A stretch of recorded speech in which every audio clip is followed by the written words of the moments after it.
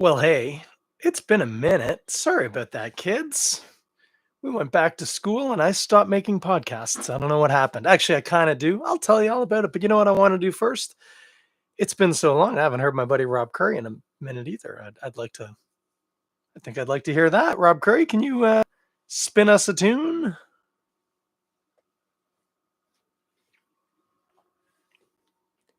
Yes, indeed. As always, that is the Curry brothers, Rob Currie and the Curry brothers. They're just the Curry brothers.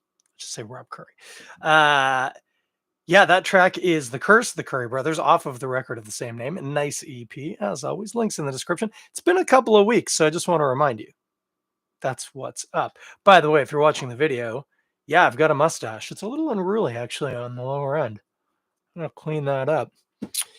Regular listeners to this here podcast will remember that when my rugby club is in the cup hunting for cups. By the way, we already found one.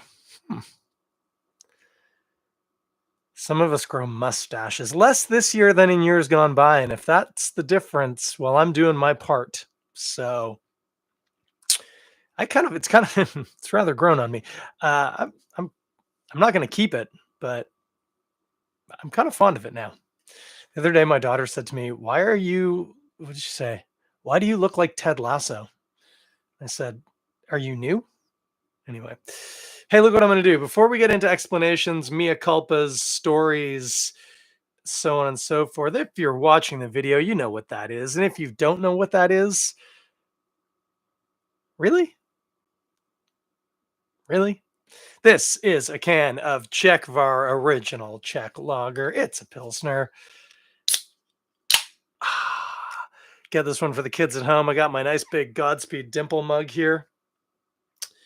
Let's make sure we got it on both cameras, not touching the microphone. Hey, you know what's funny? Friend of the pod, Ben Johnson, posted something about how one time. Oh, sorry. By the way, there it is. It's a little messy, that glass, but it works. How one time Joel Manning of Mill Street and a variety of other operations before that once demonstrated how he poured beer for Ben by simply just dumping it into a glass, letting it foam up. And he said, I might have said this the last time I was on, I can't remember, that typically beers get shipped slightly or moderately over carbonated, and that they're designed to be poured kind of rough. And if you really dump it in there, you knock a lot of that carbonation out. My brother says, "Saw that can? Thought Czechvar." Yeah, darn right you did. It's distinctive. Anyway, that a violent pour and then just being patient and letting the head drop, and it doesn't take that long, actually kind of brings the carbonation back down to the level it's supposed to be at. And I started messing around with that. Now with Czechvar, you just noticed I did do a bit of an angled pour. It was a strong pour, but I still poured it on an angle. I didn't finish it, and then just now I've topped it up. I've got a nice bit of head there, probably about a finger's worth of nice foamy white head. I need a drink. Yes, this mustache will get foamy, and if you're watching the video, I do not apologize.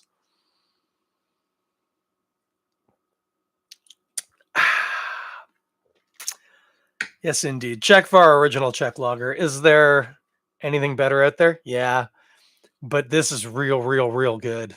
Anyway, I didn't pour this one super violently because I found in experimenting with it, I like my Pilsners especially like some of the better ones. I like them. I like them on the more carbonated side. I want some real effervescence in there.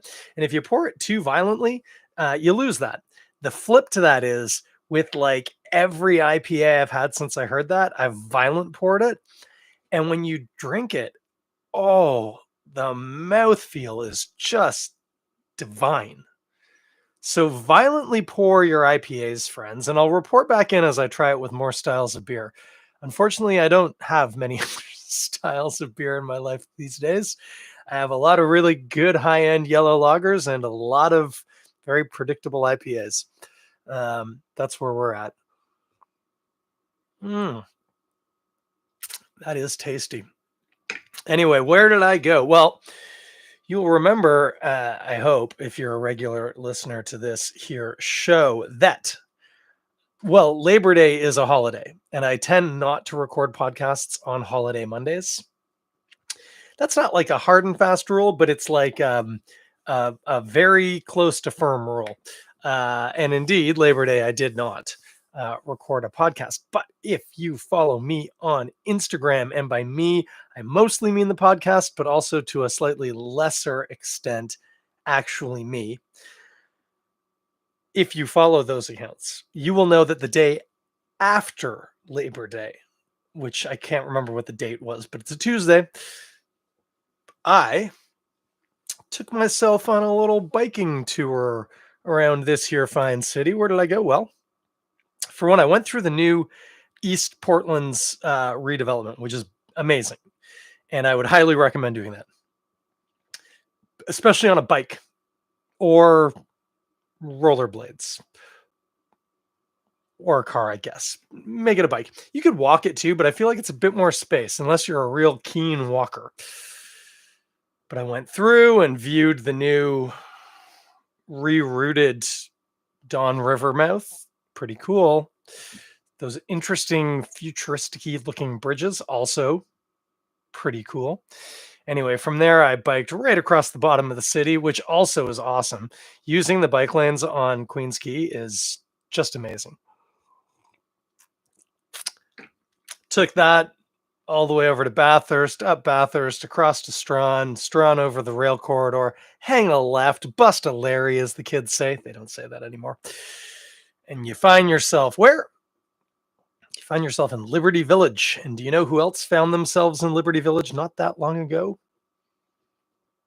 It's Left Field. I went to the new Left Field Brew Pub. I was the only person there when I got there. A few other people came in. To be fair, it was like 11 a.m. on a Tuesday, which sounds like the lyrics to a Sheryl Crow song. I believe that was noon on Tuesday, and it was in a bar that faces a giant car wash. That's not where I was. I was at Left Field Liberty Village, and I had, what did I have? I think I had a Mr. October to start, their Märzen beer, their Fest beer, and then I probably had a Greenwood, if I remember. And then I had to be careful. I'm on a bike. I don't want to get crazy. So then I biked to Kensington Market because I was looking for a hat. I didn't find that hat, so I left after a nice visit to Kensington Market.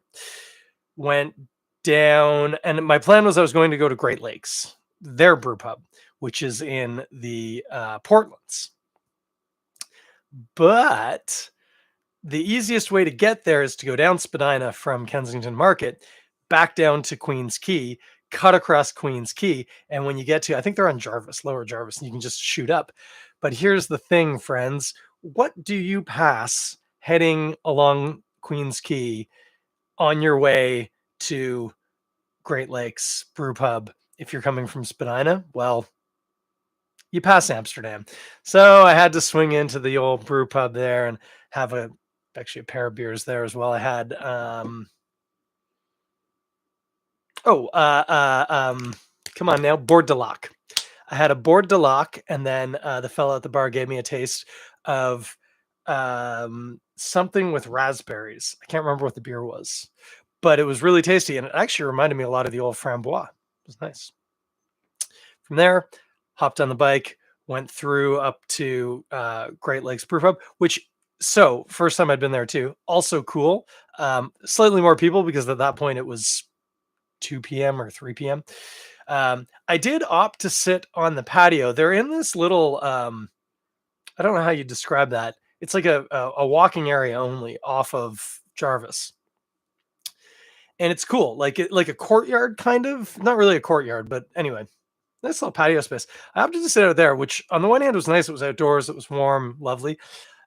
The flip though is that the Gardner Expressway is like less than 100 meters away, and you can definitely hear that there's a major highway less than 100 meters away. Inside though was quiet and beautiful. Nice big open space, and I have no recollection what I had there. I think everything that was on tap at that point was, oh no, I had an, oh, what was it? Hang on. I need to have a sip of a beer. I know it's not called Armadillo anymore, and I actually think it's a different beer, but it's something Armadillo, which I assume has Amarillo. I don't know. I can't remember all the details. Anyway, it was tasty and I enjoyed it. From there, I was supposed to go home. But you know what happened? I ended up at Godspeed because why not? And I had a couple of beers at Godspeed and I brought some tins home. And that was like nice, nice, nice. That was a heck of a nice day. That was what 2 weeks ago? Mm. Yeah, I think yeah. So the Labor Day was a Monday. Then I missed last Monday. I don't even remember why.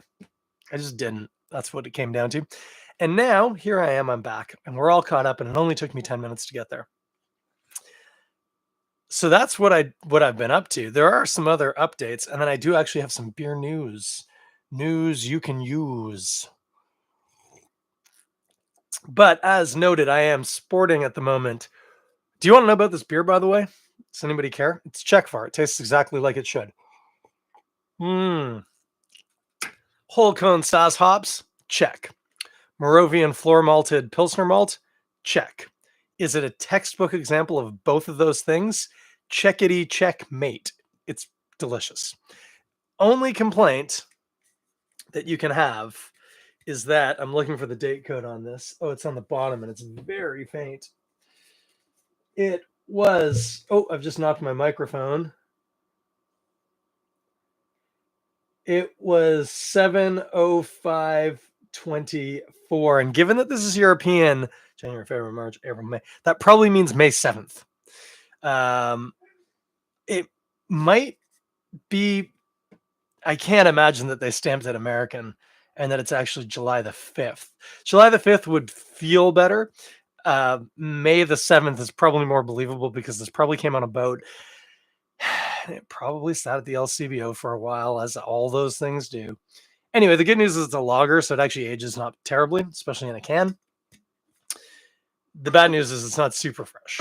Not super fresh. But, I guess that's a natural segue. Yeah, I'm going with it. But you know what is super fresh? Buh. Buh. I don't know how to say it. BUH. Buh. From Godspeed, which is their homage to Czechvar. And I don't have any cans of it in my fridge anymore because I drank it all. But it was available at the brewery as recently as last week. It very well might still be. They don't make it very often. So you got to get it when the strike while the iron's hot, as they say. If you want to know what Czechvar probably more or less tastes like if you get it in the Czech Republic, go ahead to Godspeed, pick up some of that, or even better, get it on a side pull at the bar. Oh, that's nice. That's real nice. They have that, or at least did until very recently if they don't have it now. Get some of that. It's so good. The other thing they have right now that's possibly even slightly more exciting is they have their Sklepnik, which is their homage to Pilsner or Kel. And now they almost always have that. Sometimes they're out, but they often do make that. But the batch that they have right now came out of their pitch-lined fermenters, wooden fermenters that they had made by the Coopers at Pilsner or Kel and imported to Canada. So it's slightly better. I don't know if you remember, if again, regular listeners to the show might remember, I think I did it as a triangle test. Pitch lined versus the stainless steel edition. So a triangle test is you don't know which glass is which. You get 3 glasses. 2 of them are the same and 1 of them isn't. So I think it ended up being I had 2 of the stainless and 1 of the pitch lined. And I had to figure out, first of all, which are the pair and which is the single, which I did successfully. And then you also just have to note the differences. And what was it that made you notice the difference? And I actually don't remember what it was. I'd have to revisit that episode. But the point is, there is a difference. That pitchline fermenter does probably clean up a little bit more of the beer than just the straight lagering process does. That's my guess. Probably have to ask Jordan St. John about that one. That's the sort of thing he knows a lot of stuff about. I guess that's what it is, though, because charcoal is a natural filter. So is pitch like charcoal, though? It's not. It's like pitch is like pine tar. I don't know what I'm talking about. That's why you should ask Jordan. Anyway, you can get all that at Godspeed right now. That was the beer news. That was one of the beer news things that I was going to do later, but now I'm doing it now. You know what? I'm going to do the other one now too. Hey, bit of not great news, but not terrible news. Don't worry, everyone's okay. Muddy York, settling comfortably into their new locale, had a bit of a social media problem recently. They got blocked out of their Instagram account and couldn't figure out why. And they're in the process of trying to get it back, working with Instagram, which when you're if you're just some idiot on the street and you get yourself hacked or whatever, they're like, yeah, that's on you. When you're an actual organization that has a decent amount of followers, they will try and work with you if possible. The hope is that they can get that account back. But at the moment, they don't have it back. So they've started a secondary account because they actually do need to be promoting themselves on social media. So if you are a follower of Muddy York Brewing Company, which was, I think it was MY Beer Co. or Brew Co. I think it was Brew Co. MY Brew Co. on Instagram. You do now need to follow at Muddy York Brewing Co. I think is what it was. My phone, the Instagram account's being used right now, but I think that's what. Look it up. Check me out on Insta because I posted about it, or just search them. It's going to come up. You got to follow that account. It hopefully is going to be temporary, but you never know. Mark Zuckerberg is not a friend to small business at all. So fingers crossed Muddy York gets their account back. Regardless, in the meantime, please hop on, follow their other account. Follow their other account because they will appear higher and better in people's algorithms if they get a lot of people following them now. Like all their posts as they're coming out. Interact with them. That would really help. Just comment, looks great, or something like that. That's fine. I mean, comment more and better if you want to, but at least that, if you could at least do that, that would really help Muddy York out. And as I say, they really do genuinely need a decent social media account. And at the moment, they don't have one. Well, they do. They're just trying to ramp it up. So please help out. That's the next thing. Hey, another little piece of beer news. And again, I've been mentioning this a lot. If you're a regular listener, you'll know this, or you might not have remembered it, but this will not surprise you. But of course, this past weekend marked the start of what? It was September the 20th when this started, September 20th. What important event starts in the back half of September? Oh, right, Oktoberfest. Oktoberfest started in Munich this past weekend. If you're new to the show and you're going, wait a minute, it's not October, follow along, kids. Oktoberfest is called Oktoberfest because it's a 2-week festival that ends on the first weekend in October. So most of it's in September. Very little of it is in October. It's mostly in September. And it's on now. And so if you want to get your Oktoberfesty vibes on, I mean, for one, you can fly to Germany, but hey, in this economy, instead, could I recommend? I've already noted that I had Mr. October at Left Field, delicious beer. I didn't mention this, but Godspeed has Nonbe, which is their Marathon beer, their fest beer, and Arbeit Dunkel, which is the one they make in partnership with Michael. Why am I blanking on Hancock? Michael's last name. All I could think was the name of a fella that I play music with. It's not him. There are others. Amsterdam tends to have a pretty decent fest beer. But look around because they're just real nice beers. Solid, malty, often Munich malt driven lagers.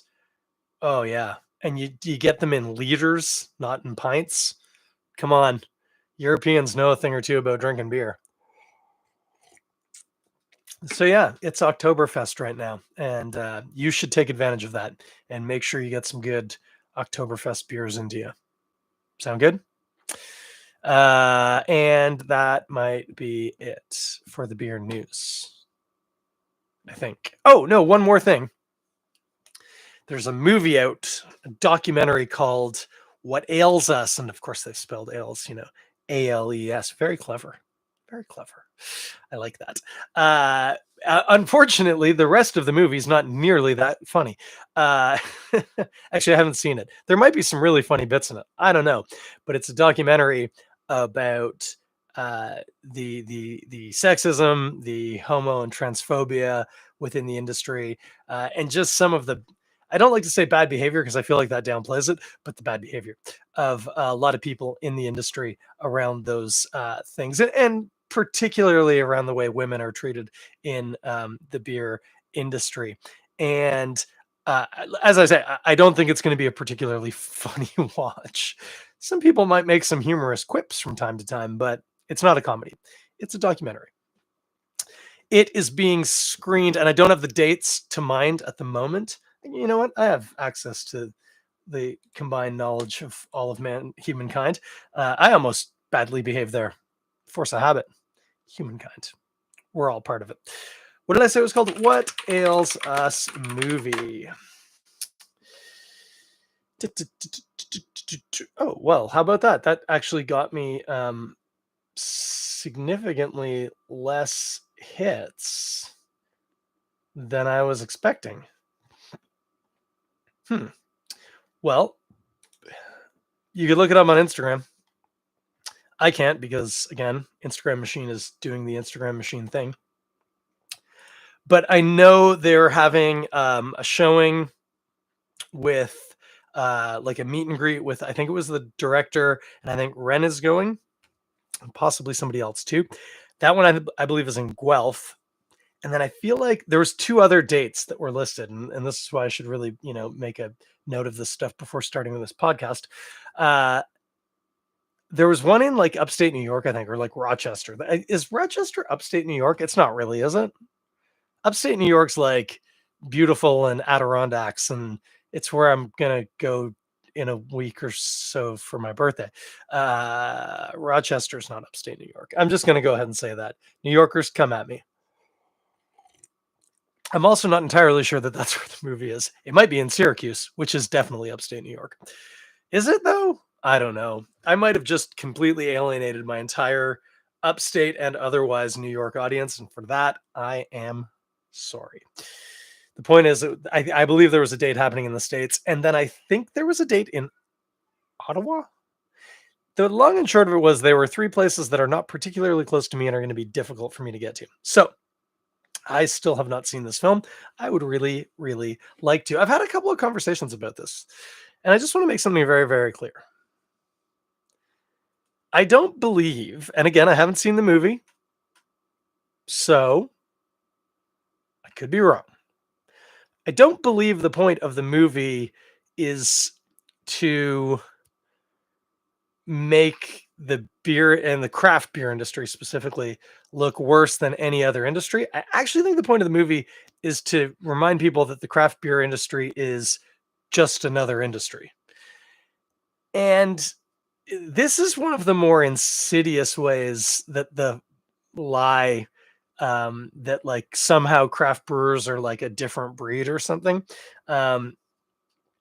It's always been there, and to be fair, I was absolutely a promoter and a believer in that for many, many years. I have subsequently, through listening, I say listening, so listening to people's stories and also just being aware, identified that in fact it's not worse than any other particular industry, but it's not much different. There are a lot of very, very good people in it who care deeply about social justice issues, particularly around issues of gender, sexuality, etc. Throw in their race as well, because I don't know if it's in the movie, but that's certainly part of the problem. I don't think you would find in, say, retail, fashion retail, a a significant portion of that industry is very bad on those fronts. I think again, most people are either to quite good, but there are always a group of people that are very problematic, and craft beer is not immune to that.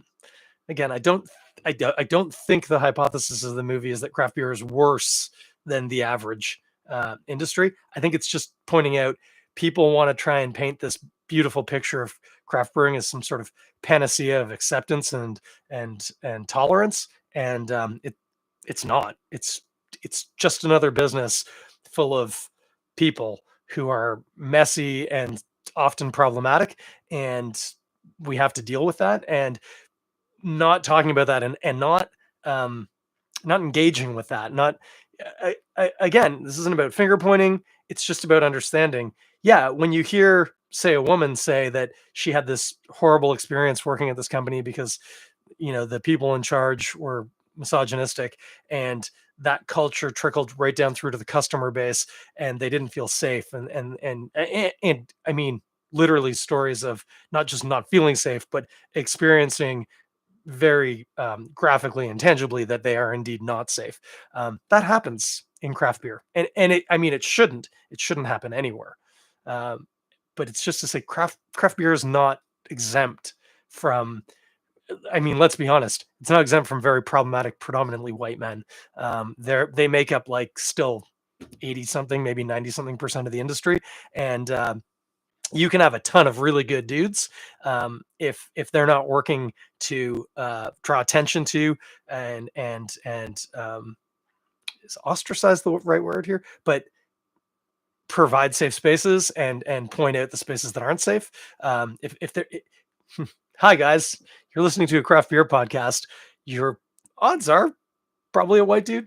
I mean, statistically speaking, if you're not actively working to try and undo that bad stuff, then you're on the bad side of the scale. So that's all this movie, I believe, is trying to do, is draw attention to it, create some discussions, create some awareness.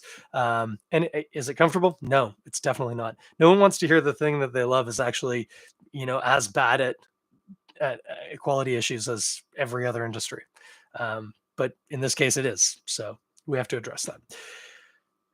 Hey, what ails us, folks? If any of you are listening to this podcast, and if I'm completely wrong, please message me and set me straight. Also, please tell me where I can watch the movie a little bit closer to home. If you need some help, I've got a really cool independent movie theater, literally about 140 meters over there, called the Fox Theater.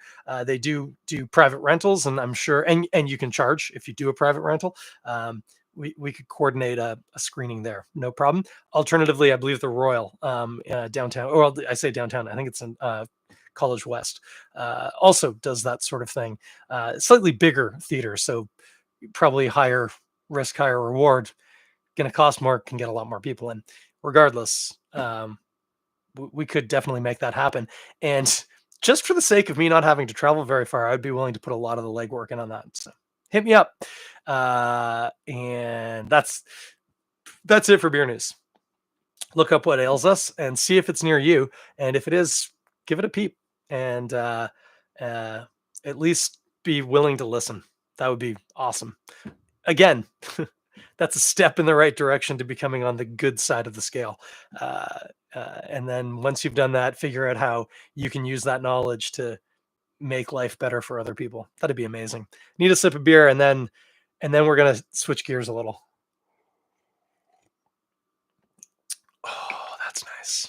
That Czechvar. Such a good beer. Hey, as mentioned at the top of the show, what is this ridiculous thing on my face? It's a mustache, and I have it because we're cup hunting. That's what the sports guys say. We don't need to hunt. I can tell you exactly where the cup we're hunting for is. It's in Brantford. Brantford has our cup, and we want it back. To be fair, there are other teams that have their name on that cup more than we do, but we have our name on it a lot. So, is it ours? No. It's Vic McCormick's, but we would like to put our name on it again. What am I talking about? Well, if you don't follow along here, I do play rugby for the Balmy Beach Rugby Club. And by play rugby, I mean I am capable of playing the sport of rugby. I go to training, and sometimes I play in games. That happens a lot less frequently, especially this year. We had some problems, but that was out of my hands. I was healthy and fit and ready to go. What's going on? It's cup season. And in fact, cup season is drawing nigh to an end. You will get one more update. Oh, will you though? You might not know this, but Monday is a holiday. It's a very important holiday. Unfortunately, it's a holiday that almost nobody gets aside from federal employees, which I am one of. Monday is Truth and Reconciliation Day. It's a very important holiday, and I'm off work. And oh no, I'm definitely not doing a podcast on Monday. I might do one on a different day if I'm feeling generous. No, I don't know when I think I'm going to do that. I could do it on Tuesday because the cup will have been hunted at that point. There's a powwow happening at Nathan Phillips Square. My son's class is going to it. I think I'm going to go down too. Not with him. I might bump into him, but I understand most people aren't going to have Monday off, which again is a shame. If you do, please heed what I'm about to say. Even if you don't, at least just try and find a way on Monday to engage in some act of truth and reconciliation. I don't want to say which could be as simple as, because that makes it sound kind of throwaway. I would hope that you would take this seriously. It could simply be sitting down, taking about 20 minutes, if I'm honest, and reading the recommendations of the findings from the Truth and Reconciliation Commission and thinking about what of these are things that I can have some sort of active part in. Some of it is very high level, it's government level, and unless you're in government, you cannot engage in that stuff. But a lot of it, there is stuff you could be doing. Consider if you have the time and opportunity to attend something, some of the commemoration of the day. I'm going to go to this powwow at Nathan Phillips Square. That would be awesome. Whatever in your community is available and that you can engage in, that would be really, really cool. Which is to say, I might not. I'm not podcasting on Monday because that's a holiday, and then I have to pick up my wife at the airport later that night, which would be in prime podcast time. Unless maybe I get home. Anyway, assume it's not happening. How did I get? Oh, yeah, because I was talking about podcasting. Anyway, that's how I got sidetracked. It is cup season, friends. We are hunting the McCormick Cup, Balmy Beach Rugby. Last weekend, not like 2 days ago, but like 9 days ago, we defeated the old foes, the Vikings of Oshawa, the Oshawa Vikings, fairly convincingly, I would say. It wasn't a blowout or anything, but we had a game plan and we stuck to it. And by we, I mean my friends. I was on the sidelines at that point, but it was a good game. We won, I can't remember, but it was not a blowout. It was like 14-9 or something, 16-9. Unfortunately, Brantford beat Waterloo 59-19, which is sort of how their season's been going. They're pulling up trees, and it's intimidating. I will say, if there's a club that could take them, well, there's only one left, and it's us. Even when there was more left, it was still us because we're confident bastards. But that's what's happening on this Saturday coming up, the 28th. We're going to be up at Fletcher's Fields for one last dance on the big field against Brantford. And oh, good golly. If we could do it, guys, that would be amazing. But we'll have to see. I did mention in a throwaway way, as I'm about to have a sip of beer, I said at the start of the podcast, we're cup hunting. We already caught one. Do you want to know the easiest way to win a trophy? It's by default. Yes, it's by default. The other major cup that's contested, because I'm ignoring the Fall Cup. No offense, Fall Cup and participants in the Fall Cup, but I'm ignoring you. The other major one is the G Gage Cup. Now, the G Gage Cup is interesting because G Gage, or Gladys Gage, as she was named on her birth certificate, is a matriarch at the club, now deceased, but she is the great grandmother of a kid who my son plays rugby with. I have played a bit of rugby with her grandson, and her son was the longtime head coach of the rugby side. So it's kind of a dynasty thing. Our home pitch is called Tubbs and G Gage Field. Tubbs was the nickname of her husband. So they've been an important part of the club for a long time. This trophy was named in her honor. G Gage. She did a lot for the rugby community in Ontario. And it is the trophy that's typically vied for by the TRU, the Toronto Rugby Union teams, which is a lower level down. The ORU is our ones team. That's provincial level, and TRU is city level. We do get people from outside of the city, to be clear, but it's a lower level of rugby. You can promote from the TRU to the ORU, for instance, and relegate down, if that gives you some sense. Anyway, the G Gauge Cup is what we contest for in the TRU. It is what I would be contesting for typically when I get to play. Last year, I played in two G Gauge Cup games. This year, I didn't play in any. This year, the contest was a bit of a mess because tons of clubs are so badly hurting for numbers they couldn't actually field teams, especially once their university players went back to school, which happens, of course, back half of August. What that meant was this year, it looked like it was going to be a kind of lean G-gauge field, and it ended up being 3 teams. It ended up being us, Balmy Beach, the Toronto Scottish, and the Bay Street Pigs. Yeah, Bay Street. It was going to be 3. We were going to do a round robin tournament. Tournament rules apply. Whoever's got the most points at the end wins the cup. We had to play Scottish last weekend, again, not 2 days, but 9 days ago. Scottish was supposed to play the Pigs this weekend, and then we were going to play the Pigs next weekend. Wait a minute. Did I get everyone in there? Yeah, that's everyone. Yeah. That was the plan. Things went a little awry last weekend. Scottish also had a team in the McCormick Cup, which they folded. I don't exactly know why. What it did mean was that by the second half, it's so bad. The Oshawa coach arrived because their game was after, and he was chatting with the section president, our former head coach Ian, and he pointed at the field and he said, "That Scottish team, that's the same team we played last week. Those are the same guys that they played in the McCormick Cup, who then they subsequently folded. They just shifted a bunch of their ones over." So our poor twos were playing against the team that had been in the McCormick Cup the week before. To be fair, they did field a bunch of their twos to start the game, but they brought in their ones, and it showed. They were very dominant, and they beat us. It was a blowout. It was like 29-14 or something. It was not even close, really. Now, you might be saying, is that fair? Is that legal? Yes, it's totally fair. It's totally legal. As long as they're registered to the club, it doesn't matter if they played in the McCormick Cup last week. They can play in the G. They could have played in a game earlier that day. It would have been fine. They broke absolutely no rules by fielding a bunch of their ones team players against our twos and threes teams players.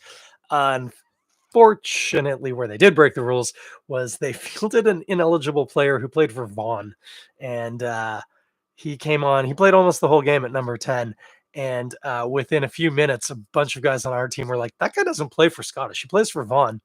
And you don't like to lose a game, and you don't like to win a game by default. But if you had to choose between the two, you pick winning the game by default. Rugby Ontario reviewed the footage, realized what had happened. The good news is Scottish had actually put his real name on the team sheet. So all that happened was they gave us a default win, which means a 20-0 win. It means you get 5 points. It's a bonus point win. And Scottish gets nothing, no points. Compare that to 2 years ago when Oakville did a similar thing in the McCormick Cup, except they fielded, it was like 3 ineligible players, and they fielded them under fake names on their team sheet, which implied that they knew that they were doing something illegal. They got kicked out of the tournament. So Scottish did not get kicked out. They just got a default loss, which again, is that how you want to win a game? It is not. Is it better than losing? It is. And so we were looking good because the last time we played Bay Street, we beat them like 73-6 or something like that. So we were feeling pretty good about that. We heard that news on the Tuesday that they'd given us the default win. Pats ourselves on the back. Had a hard conversation at Tuesday training about what we did wrong and where we went wrong, which is not a lot of fun to sit through. But we did that, and then we got to it and had a good hard training session on Tuesday. And then we had a retirement party for a fella on Wednesday at the club. This is his last season playing senior men's at 57 years old. Legend. And that we heard the news that, in fact, Scottish hadn't felt very good about their default loss or about their chances of then securing any form of victory in the cup. So they quit. And once they quit Bay Street, we're like, we're not going to play. That's stupid. How are we? What are we? They beat us by over 60 points last time. We're not going to do that. That's embarrassing. So they left too. Technically one victory, but really one loss. We defaulted our way to the G Gauge Cup. The good news is it means this Saturday coming up, we have a time slot on the big field at Fletcher's. So we're going to play beach versus beach. And there's not bad odds I'm going to get to play. I was not expecting to play this weekend. I was expecting to go as a spectator and have a real good time. Now I'm going to go as a rugby player and have a real good time, and then be a spectator and have a really good time. What a day. I'm very excited about that. It's going to be a real ding dong. I can tell you who's going to win the beach versus beach game. It's going to be the beach. It's going to be rugby. Rugby wins when that happens. So good. If you find yourself on Saturday up around the area of Elgin Mills and the 404, swing on by Fletcher's Fields. It's going to be the last, I believe that day is the last day of games, certainly at the level of rugby we play at. For the facility, it's been sold. It's going to become a subdivision. Terrible, absolute awful foresight. But that's for another podcast. For now, if you're up there, come on by. Watch me play some rugby. It'll be fun. There's beer. The entire clubhouse is all Amsterdam. So we drink a lot of 3-Speed and Blonde. So that's happening. And then on Sunday, fun times, but I don't have a lot of details, but I'm going to have to figure them out because I am going. There is like a Brewers softball tournament, and I am on Team Beer and Bullshit. We are called the Lil, Lil apostrophe, Lil Bullshitters. Ben Johnson put together a team. He's drafted a motley crew of ragtag hangers on and brewery staff that didn't have a brewery team to join. Who's going to be there? Well, you can bet I am. Ben Johnson will be there. Is Chris Pellerin going to be there? I don't know. Maybe. Actually, I do. It's on a team sheet, but I'm not going to bother to look it up. I believe Mary Beth from Granite is coming. I say I believe. I know she is. And I think somebody else or some other folks from the Granite are coming. Allie Grant, another beer industry person. She's going to be on the team. We have a group chat going. I'm not great at reading names, though. There's a bunch of people. We're going to be great. Actually, I don't know that. I was going to say I'm a terrible baseball player. I also don't know that. I know I haven't played baseball in like 25 years, probably 20, maybe somewhere in that neighborhood. I'm just trying to think off the top of my head. Yeah, no, it's literally been that long. I literally cannot remember the last time I held a baseball bat. There was a period when Ben was about 4. Somebody gave him a little kitty baseball glove and we threw the ball around. But the key was the only way at that age he could catch it was if I threw it directly into his glove. And my throwing wasn't that accurate. So take from that what you will. I'm there mostly to chirp people, and also I'm bringing my dog, which will be a lot of fun. She loves crowds. But that's happening on Sunday somewhere in Hamilton. Oh, wait, did I say Mandy's coming? Mandy's coming. She's on our team too. I say that because she's driving me. So I hope she's coming. Otherwise, I'm on the go train. But that's happening on Sunday the 29th. So again, if you're in the Hamilton area, I don't know how you're going to find it. There's a baseball diamond somewhere in Hamilton. We're playing, I think it was Great Lakes, Bellwoods, and a brewery I'd never heard of before. So that sounds like fun. Also, day drinking the day after being in a real ding dong of a rugby match and getting really day drunk, and then probably also a little night drunk. I'm going to be a mess. Anyway, that's what's happening. Wow, I thought this was going to be a quick episode. I barely told you anything about the beer. Didn't tell you what to eat with it. Eat food. It's great. I just needed to get that all off my chest. This is what happens if I take too many weeks off. I get like a bunch of stuff in my head. I got to get it all out to you. Now you got it all. I hope you've had a good time. What did we drink tonight? Czechvar. Czechvar, what did we say? It was called Original Czech Lager. I used a funny pun in the title. Did you notice? Czechvar and checking in, and I spelled Czech like the country. Yeah, see? Clever. That's what we're doing today. Get Czechvar anywhere. It's available everywhere. Grocery stores, beer stores, LCBO.